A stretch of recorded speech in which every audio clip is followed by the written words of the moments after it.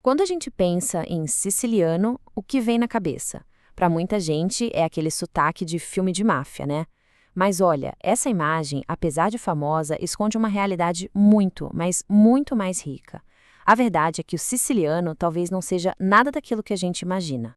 E aí fica a grande questão, né? O siciliano é só um jeito diferente de falar italiano, um dialeto com um charme local, ou a gente está falando de uma língua própria, com vida própria? Para descobrir isso, vamos mergulhar nos fatos e na história para ver o que eles nos contam. Ok, antes de viajar no tempo, vamos começar por agora. Para entender o siciliano hoje, o primeiro passo é olhar os dados, os números e, claro, o reconhecimento oficial que ele tem por aí. E, para começar, vamos falar de gente. Em 2002, a gente tinha cerca de 4.700.000 pessoas falando siciliano como primeira língua. Isso não é um vilarejo, né? É uma comunidade linguística enorme, com um peso considerável. E se a gente for olhar a identidade oficial do siciliano, vemos que ele é uma língua românica, falada não só na Sicília, mas também em partes do sul da Itália e em comunidades de imigrantes espalhadas pelo mundo todo. Mas o detalhe mais importante é esse aqui, o código ISO-SCN. Isso é tipo um passaporte de uma língua, sabe? É o reconhecimento internacional de que ela existe por conta própria. E só para deixar tudo bem claro, qual a diferença? Bom, uma língua tem sua própria gramática, seu próprio vocabulário, sua estrutura.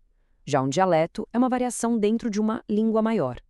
E com base nessa definição e no reconhecimento que a gente acabou de ver, o siciliano se encaixa, sem dúvida, na categoria de língua. Mas como é que o siciliano ficou tão diferente do italiano? Para entender a língua, a gente precisa entender a ilha. E a resposta para isso não está na Itália de hoje, mas em séculos de história, de invasões, de trocas que transformaram a Sicília num verdadeiro caldeirão cultural. A Sicília sempre foi um ponto de encontro no meio do Mediterrâneo.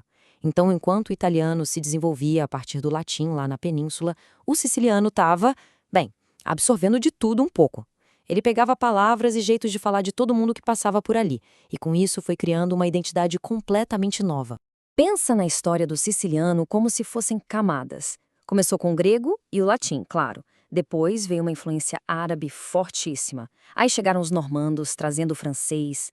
Mais para frente vieram o alemão, catalão, espanhol. Cada povo que dominou a ilha deixou uma marquinha, uma palavra, uma estrutura. E isso foi distanciando o siciliano cada vez mais do italiano. Certo, os dados e a história nos dão a teoria.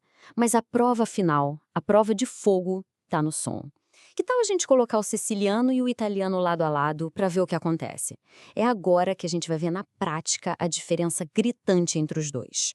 E para essa comparação ser justa, vamos usar um texto que existe nas duas versões, a oração do Pai Nosso. Assim, a gente consegue comparar não só palavras soltas, mas a estrutura das frases, a gramática, o ritmo, tudo. Agora presta muita atenção na sonoridade. Vamos ouvir primeiro em siciliano. Padre nostro, che sitti no cielo, fosse santificato lo nome vostro.